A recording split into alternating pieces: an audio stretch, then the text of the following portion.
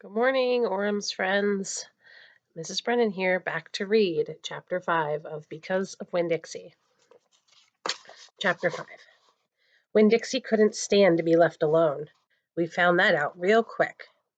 If me and the preacher went off and left him by himself in the trailer, he pulled all the cushions off the couch and all the toilet paper off the roll. So we started tying him up outside with a rope when we left. That didn't work either. Winn-Dixie howled until Samuel, Mrs. Detweiler's dog, started howling too. It was exactly the kind of noise that people in an all-adult trailer park do not like to hear. He just doesn't want to be left alone, I told the preacher. That's all. Let's take him with us. I could understand the way Winn-Dixie felt. Getting left behind probably made his heart feel empty. After a while, the preacher gave in, and everywhere we went, we took Winn-Dixie, even to church. The Open Arms Baptist Church of Naomi isn't a regular-looking church. The building used to be a Picket Quick store, and when you walk in the front door, the first thing you see is the Picket Quick motto. It's written on the floor in little tiny red tiles that make great big letters that say, pick, pick, pick, quick, quick, quick. The preacher tried painting over those tiles, but the letters don't stay covered up, and so the preacher had just given up and let them be. The other thing about the Open Arms is different from other churches is that there aren't any pews. People bring their own folding chairs and lawn chairs, and so sometimes it looks more like the congregation is watching a parade or sitting at a barbecue instead of being at church. It's kind of a strange church, and I thought Winn-Dixie would fit right in. But the first time we brought Winn-Dixie to the Open Arms, the preacher tied him outside to the front door. Why did we bring him all the way here just to tie him up? I asked the preacher. Because dogs don't belong in church, Opal, the preacher said. That's why. We tied Winn-Dixie up to a tree and said how there was lots of shade for him, and that ought to work out real good. Well, it didn't.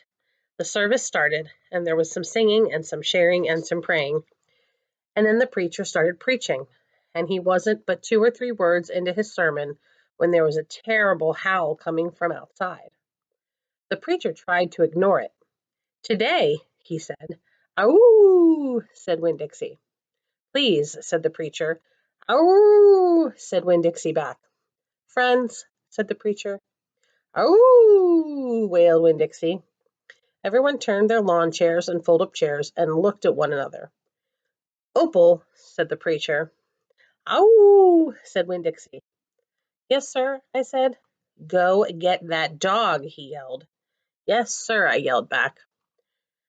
I went outside and untied Winn-Dixie and brought him inside, and he sat down beside me and smiled up at the preacher, and the preacher couldn't help it. He smiled back. Winn-Dixie had that effect on him. And so the preacher started in, preaching again. Winn-Dixie sat there listening to it, wiggling his ears this way and that, trying to catch all the words.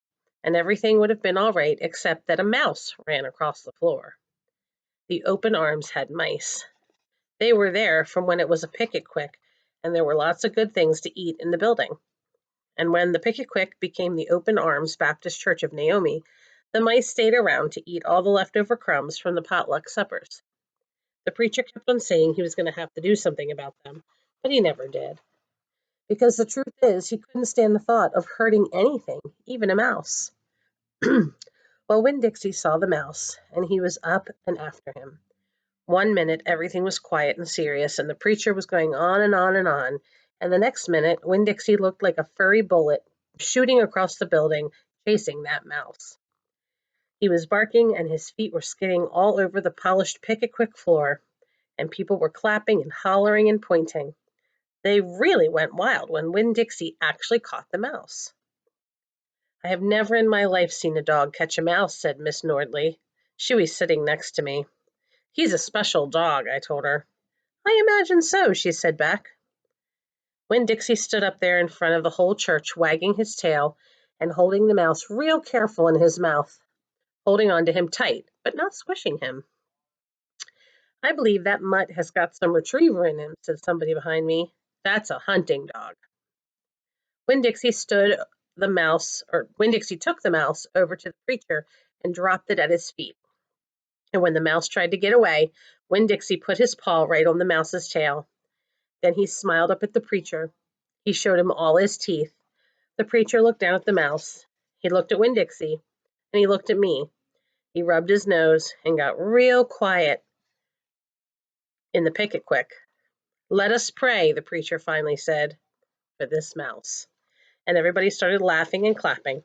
The preacher picked up the mouse by the tail and walked and threw it out the front door of the picket-quick, and everybody applauded again. Then he came back and we all prayed together. I prayed for my mama. I told God how much she would have enjoyed hearing the story of Winn-Dixie catching that mouse. It would have made her laugh. I asked God if maybe I could be the one to tell her that story someday.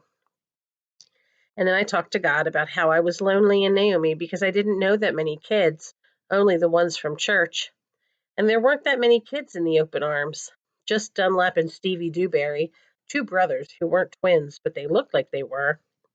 And Amanda Wilkinson, whose face was always pinched up like she was smelling something real bad. And Sweetie Pie Thomas, who was only 5 years old and still mostly a baby.